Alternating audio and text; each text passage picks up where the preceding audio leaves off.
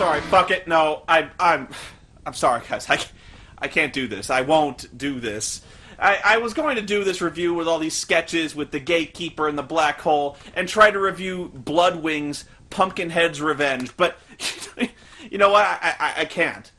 I can't write a review for... I can't make this funny. I spent all week sitting in front of a blank word processor screen writing nothing because I couldn't make this funny. And you know what I finally realized as the deadline was coming up that even if I could write something funny, I shouldn't. But you know why? Because the worst thing I can do to dignify this piece of shit is by putting more effort into it than the fucking programmers did. You know, I spent a whole month before that playing this, and then when I couldn't play it, I researched it, and then I played it again, all in an attempt to answer one simple question. What the fuck is this? And today, as I sit here before you, I'm sorry. I have nothing. I have no answers. I have no review. This thing defies reviewing. And trying to write my own review of it was like my own personal black hole. And, you know, I'm sorry. To be honest, I'm not even sure this thing exists. I don't know what I'm holding. What is this? I think this is some kind of elaborate joke played on mankind. Stop! Whose turn is it? Answer me, maggot! Oh, shit. I'm sorry. I forgot to tell you, dude. We're not doing the gatekeeper thing this week. Fool! I am the bookkeeper! No, seriously, dude. I'm calling the whole thing off. I'm really not feeling it right now. Oh, come on, man! I went and bought a robe and everything! No, I know. I'm sorry. Maybe we can do it some other time. But I want to do it now! I've been working on it all week! I banish you to the black hole! Oh, dude, seriously. Oh, please. No, it's embarrassing. It was sad when I was doing it. I am the beekeeper! Oh my god, I wrote that! This is a worse idea than the Spoony bum.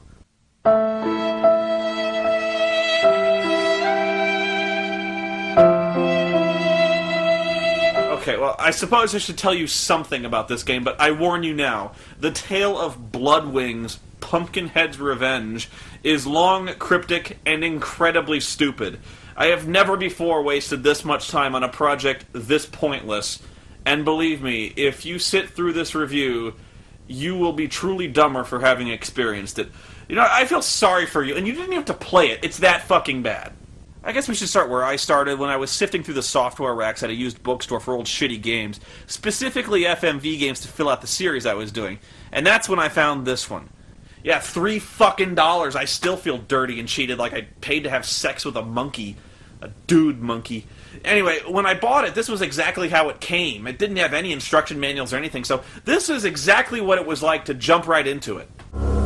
Okay, let's see who's responsible for this. What, the Motion Picture Corporation of America? And Bad Interactive? That's appropriate. Oh, that's BAP. Yes? Can I help you? Hello? Did the game just lock up? Beware. You are entering the world of Pumpkinhead. Wow, you guys really took advantage of this brand new full motion video technology, didn't you? It's almost like there's too much action to be contained on one screen. You have the ultimate bleeding edge technology, and you use it to stage this static, poorly lit waste of my fucking time? A withered old crone I can barely see? I've seen fucking lawn decorations on Halloween more animate than this, and scarier too. And get this, that's the entire setup for the game. We go right to the main menu from there because apparently that's all the foundation we need. You know what, already I got a big problem with this fucking game. Who the fuck is this? Where the fuck are we? Is this medieval times? Is she a witch? Someone's grandma? Is she Pumpkinhead? Who the fuck is Pumpkinhead? Where's the world of Pumpkinhead and why the fuck am I entering it? And how the fuck can I beware of Pumpkinhead if I have no idea about anything? So I start the game thinking maybe there will be some kind of introduction to explain, but no. All it says is, loading periphery, and the periphery to what? The world of Pumpkinhead? This place is even more poorly defined and metaphysical than the fucking terrain of Testament. You know, at least the Ultimate Warrior laid out some definitions beforehand. I don't even know who I'm supposed to be. How fucked up is that? I haven't even started the game and I've already lost all sense of identity. Where am I? Where am I going? What am I doing? What the fuck is that? How did I just kill it? And what am I shooting? Looks like I'm shooting loogies out of my cock. And why did that thing just turn into a tornado? Or did it become the Tasmanian devil? The tornado thing doesn't go away. It just blocks the hall until you step into it, at which point this happens. You control a hand as a cloudy, ugly brown FMV starts. Who? What? Where? How? Your first inclination is to click your hand on the blue-green crystals you see, but you can't really tell if it does anything. Your hand sometimes closes and makes a noise, and sometimes it doesn't. Is it good? Is it bad? I don't know. I couldn't even tell if it was making noise because of the crystals, because your hand doesn't really have to be near one most of the time. And then, like a minute later, this scene just ends and you're back here again. And this thing happens every time you kill one of the white bastards. A tornado appears, usually blocking the hallway, and there's no way around. You have to sit through the rail shooter sequence every time, in which nothing seems to harm you and nothing ever seems to get accomplished. Then there are these parts of the dungeon where you see two huge eyeballs on the wall, and between them there's some kind of huge poster or something on the screen, and again, I have no idea what to do. I thought maybe you could walk into the book like Gumby, but no, and shooting it doesn't do anything, and that's it. All I could do is run around and shoot things, looking for the end of the stage, and eventually these white things would kill me, and I would go back to the main menu as a group of children tell me I fail at life. You have failed. And that was it. That was as far as I could get. I was completely lost. All I can be certain of is that you appear in a maze and white creatures shoot at you. And beyond that, that's it. It doesn't tell you anything. It's like, what is it assuming? That you've seen Pumpkinhead 2? And doesn't that by connection imply that you've seen Pumpkinhead 1? I just don't get it. You know what? I was a movie critic for 3 years. I was published in a magazine. I specialized in shitty sci-fi and horror movies, and I've never seen Pumpkinhead, let alone Pumpkinhead fucking 2, and I've seen Santa's Sleigh. Oh, but this must be for the hardcore fans, you might say. Knowledge and love for the Pumpkinhead series is essential to your full enjoyment of this game. You know what? Okay, asshole, I'll play. Because, you know, I'm sure this makes loads more sense if you've actually seen the fucking movies. So you know what? I did it! I even watched the first movie just to get a firm foundation for the second one. And you know what? It's actually pretty good as far as monster movies go. It's certainly better than any movie called Pumpkinhead has the right to be. It's about a group of city kids taking a trip up to a friend's cabin in the hillbilly sticks. One of them, in the process of being drunk and stupid, accidentally runs over Lance Henriksen's kid on his dirt bike and kills him, and then runs away for fear of going to jail. The hell do you think you're doing? You say I'm fucking, is that what you want? It was an accident. I almost hit him myself. Yeah, but I've been drinking. They'll fry me. A heartbroken Lance vows revenge on the city folk and visits the creepy inbred mountain people, who lead him to a witch they know who can summon a demon of vengeance known to the hillbillies as Pumpkinhead. It's pretty standard stuff with the well-understood horror movie moral of don't fuck with hillbillies, but hey, it works. It helps that Lance Henriksen is always awesome. You're a fool. If you won't help me, if you don't help me, then I'll do it myself. I'll do it myself. You'll fail, Ed Harley. You'll fail and you'll die, too. Then I'll die. And pay the final price all the sooner. God damn you. He already has, son. He already has. And then I watched the second movie, because I'm kind of an idiot that way. It's a direct-to-video sequel that has nothing at all to do with the original, except for the fact that it also happens to have a character named Pumpkinhead in it. It's a movie so shitty that it's not even considered to be in canon with the rest of the series. It opens with a deformed, mentally challenged boy being beaten to death and lynched by a group of greasers known as the Red Wings. And he's pretty too, isn't he? Isn't he?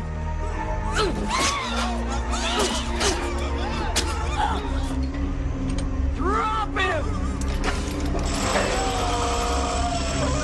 His distraught mother, in her grief, studies black magic for decades in some attempt to seek a way to raise him from the dead, but later on decides not to go through with it because she knows the spell would unleash a hellish evil upon the world. And then she gets hit by a car full of assholes who get kicks by driving around the backwoods with their headlights off. Here we go.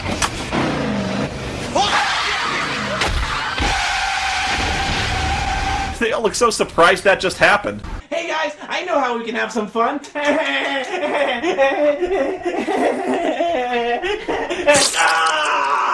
Oh, man! I did not see that coming! Anyway, when they go back to see what they just hit, the old lady's gone.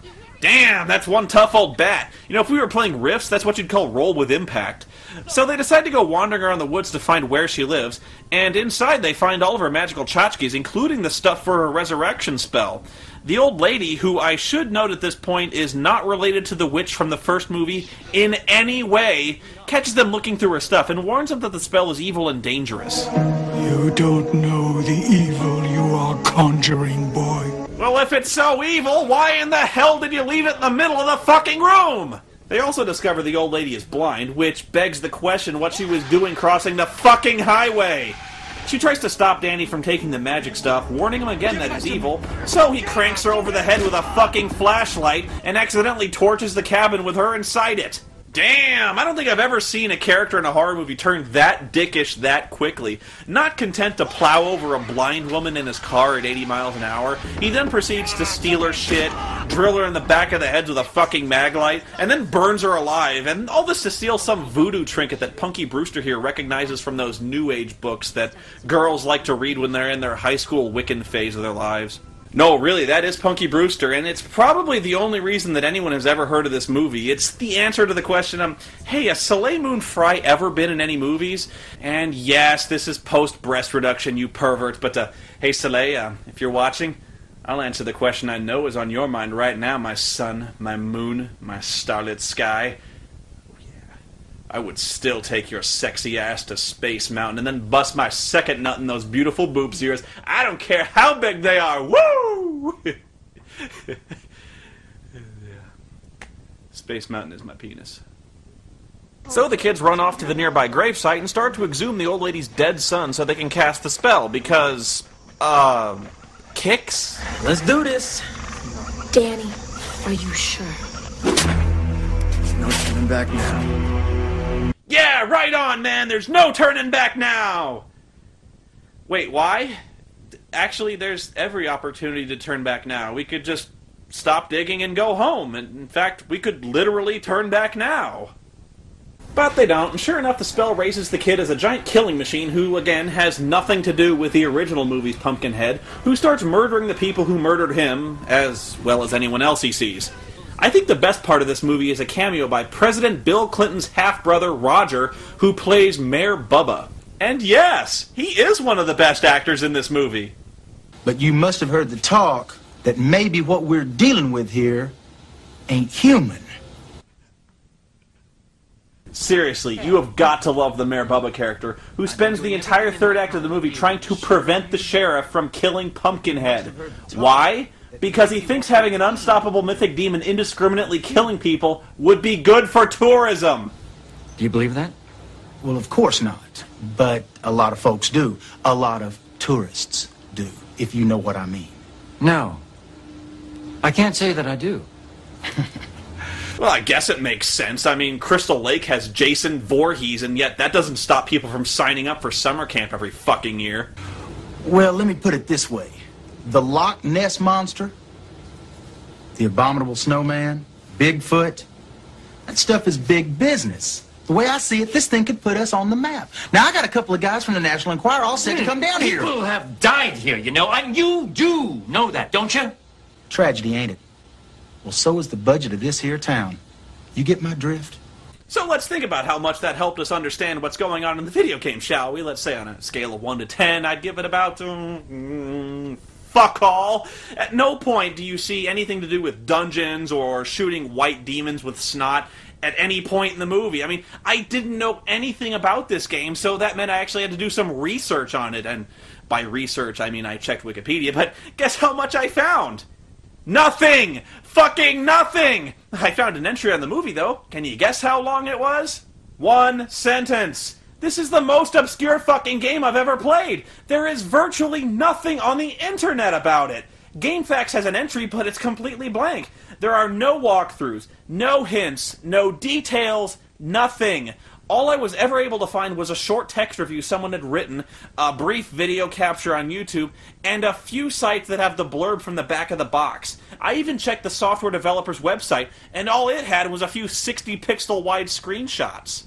I just wanted to find some instructions so I could find out how to fucking play it, or at least figure out what the hell I'm supposed to do. But no, I had to pick the game that time forgot. I can't believe it. The entire internet culture, in all its futility and splendor, well known for its bottomless stupidity, and yet tireless patience in completing the shittiest, most painful games with the most insane self-imposed handicaps, had turned its back on Pumpkinheads Revenge. So, you know what I did?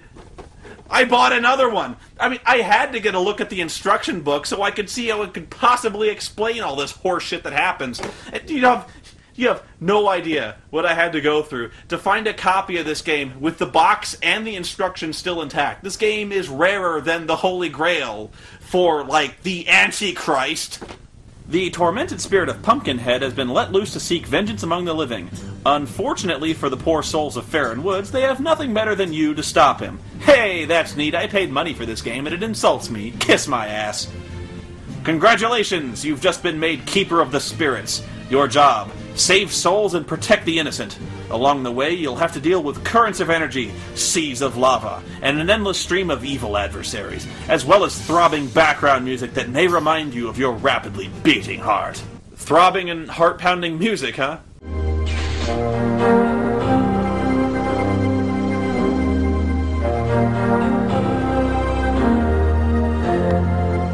I love how the manual puts the background music in the same list as deadly seas of lava and enemies trying to kill you as another obstacle you have to contend with as you play the game.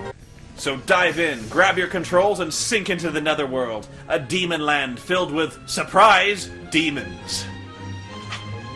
Everyone and everything here is out to get you. So I've been made the Spirit Keeper? No wonder the Gatekeeper is so pissed off all the time if he has to deal with this bullshit. And who exactly made me the Keeper of Spirits? And why is everyone out to kick my ass? If we're dealing with the afterlife and the netherworld, is it even possible for spirits and souls to kill each other? I mean, you're telling me some divine entity came up with this whole scheme to, what, protect the souls of the innocent? Man, we are dealing with a severely fucked up theology here, people.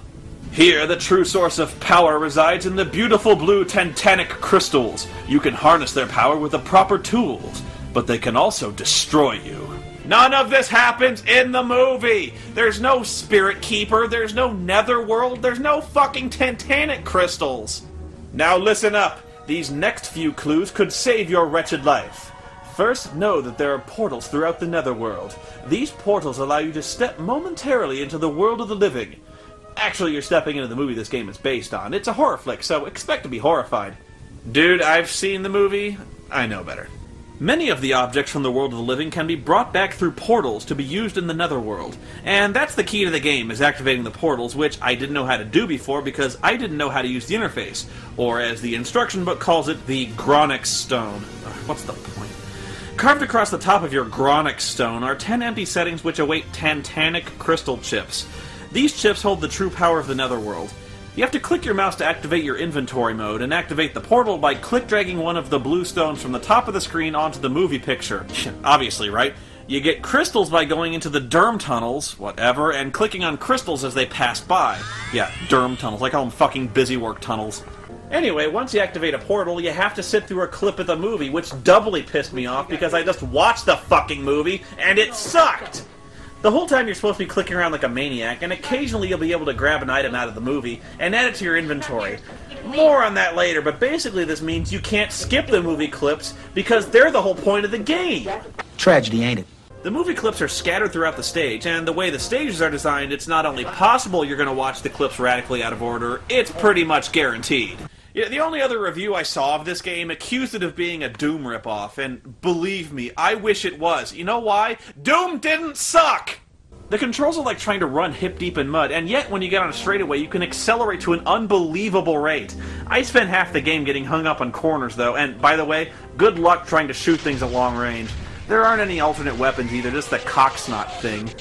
You have limited ammo, too, as represented by the green vial in the corner. I've only ever seen one place where it's possible to recharge it, because apparently in the Netherworld there exist long green glowing recharge tunnels, constructed specifically for this purpose, and when I made it through I got maybe 1/8 of a fucking inch of the meter bag. Yeah, thanks a pant load, dicks. And as far as I can tell, there's no way to get your life back, so while you're watching one of the movie clips, one of the albino fetus things will inevitably start munching on your ass, and by the time you've slowly wheeled around and blasted it, presto, half your life's gone. You have failed. I read through the whole book, and even though it tells you to collect items to use in other places, I've never been able to figure out how or where to use any of them. I eventually just started experimenting with them all. I tried using a beer I found, which didn't seem to do anything except make the controls and graphics even worse than they were before. Hard to believe, I know. There's a mirror that kind of shimmers. There's a chain with a hook on the end that attaches to the ceiling and swings there for no apparent reason or effect. There's a watch that temporarily stops time, I think, and I found a bunch of things that don't seem to do anything, like a Blair Witch doll, a bong, a flashlight, a fiery thing, a guitar, a cardboard box, a stereo, a shovel, I don't know. My favorite useless item is the cigarette, because when you use it, it kills you! The most useful thing I found were a set of car keys that for some reason opened treasure chests, which seemed to contain blue things and weird geometric patterns. What the hell am I doing? I don't know, but at least I had a goal, right? I mean, I was just looking for movie clips, collecting items, and hoping eventually I'd find a place to use them. After about an hour, though, I suddenly heard these kids start talking to me again. You have brought stolen objects back to the netherworld. Return them to the scene of the crime. By now, I'd long passed the point of confusion with this game. In fact, this kind of seemed like a good sign. I mean, I've been collecting items, and this is the first definite instructions I've been given the entire game. I thought, I must be on the right track, but a few minutes later, I get reminded again. You must return your stolen property, or face the consequences. Okay, look, you little assholes. Even if I wanted to return the items, I have no idea how or where to do it. You have not returned the stolen goods. Your entire inventory has been confiscated. What? What?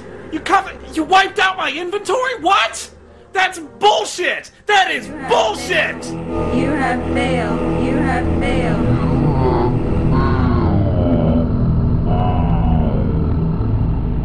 Pumpkinheads!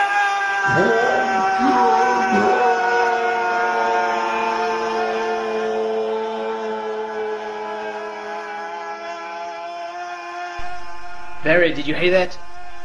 That's the sound of ultimate suffering. My heart made that noise when I first saw Sonic turning into a werewolf. The Spoony one makes it now. Do you think we should go help him? What, are you crazy? I just got accepted in the Brotherhood of Steel. Ah! This is the worst fucking game I ever played in my life! I mean... That's it!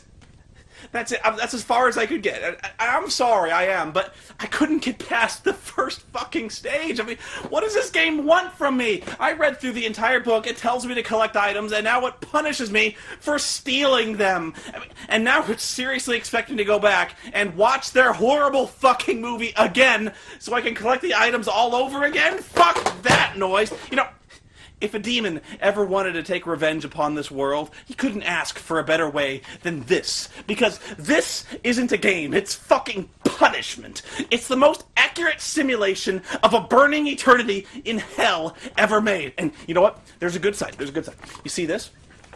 The people who made this game actually had the balls to put their names in the back of the fucking instruction book. And I swear to God, if I ever find any one of you assholes, I will fucking kill you! I will stab you in the brain! And this game is fucking unholy, it's so bad! God damn it!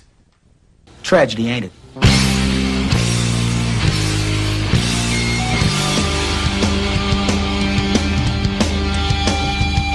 Michael ready